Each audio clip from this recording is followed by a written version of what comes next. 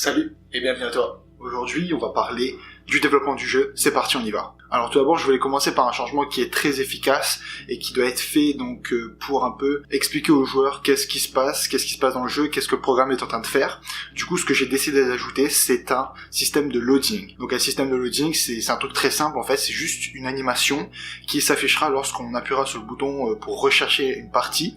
Donc quand on voudra jouer, il y aura juste un chargement qui va apparaître sur l'écran pour indiquer aux joueurs que le jeu est en train de rechercher un serveur. Parce que oui, il faut savoir que lorsque on clique sur le bouton matchmaking, donc le bouton pour chercher un joueur, ça prend un certain temps pour créer une salle, pour entrer dans le serveur, pour faire tout ça. Du coup, il faut faire un peu montrer aux joueurs qu'il faut patienter et non rien afficher et rien dire aux joueurs. Voilà. Deuxième chose. Je me suis rendu compte que lorsqu'on attaquait avec le joueur et qu'en même temps on essayait de bloquer, donc faire une parade contre l'ennemi, et ben notre joueur il continue cette animation d'attaque et il ne faisait pas l'animation de bloc, une animation de parade. Du coup, ce qui fait qu'on perdait la stamina, donc on continuait d'attaquer, mais en même temps on bloquait aussi l'attaque. Du coup, ce qui était vraiment trop cheaté, vraiment trop fort, on bloquait l'attaque, en plus on attaquait et en plus on perdait la stamina, ça c'est normal.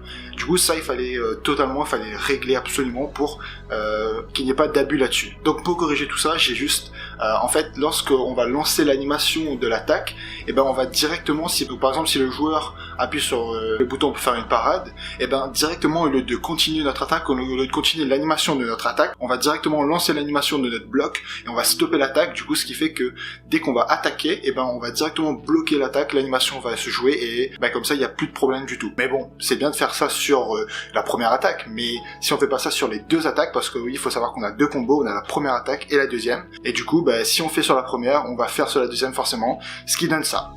Ouais, c'est plutôt pas mal, ouais. Ouais, non.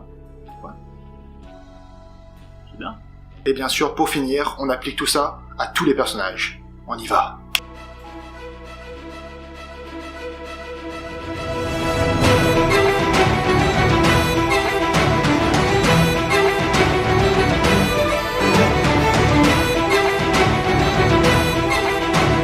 Enfin, le Graal, la seule chose que vous êtes venu ici, le seul truc que vous voulez voir, la seule modification que vous voulez voir, c'est pour ça que vous êtes venu sur cette vidéo, c'est bien sûr le launcher. Et oui, donc il y aura un launcher qui va être lancé. Alors déjà, pourquoi j'ai décidé de lancer un launcher? Pourquoi? Quels sont les avantages? Quels sont les inconvénients? Je vais te dire ça maintenant. Donc déjà, juste le fait de télécharger un launcher te permet de télécharger le jeu une seule fois.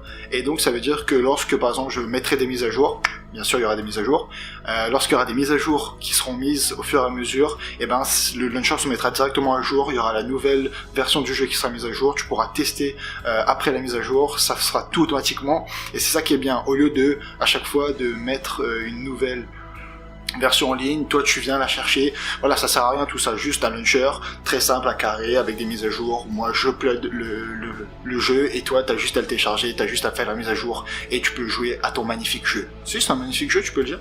Si, tu peux le dire que c'est un magnifique jeu. Ouais, tu peux. Bien sûr, ce launcher sert aussi à, si par exemple je dois couper les serveurs ou je dois juste arrêter quelque chose dans le jeu, juste signaler au joueur qui ne peut pas jouer et que pour le moment les serveurs sont hors ligne. Et l'une des principales raisons pourquoi j'ai lancé le launcher, c'est pour donner un accès plus facile lors des bêta-tests. Hein? Quoi? Des quoi? Tu t'as dit quoi? Des bêta-tests. Des bêta quoi? Je comprends rien, vas-y arrête. T'inquiète, il a rien compris. Bientôt il y a des bêta-tests. Mais chut, faut pas lui dire. Bref, je comprends pas. Enfin voilà, c'est tout. J'espère que cette vidéo t'a plu. N'hésite pas à t'abonner. Et nous, on se retrouve demain. Salut. Attends, avant de partir, j'ai encore un dernier truc à te dire. Si ça t'a plu, n'hésite pas à t'abonner. C'est juste là. Allez, viens. C'est bien. Villains, someone call the heroes. Tell them that I'm living like I'm both. Call me P-Rose. Living by the G code.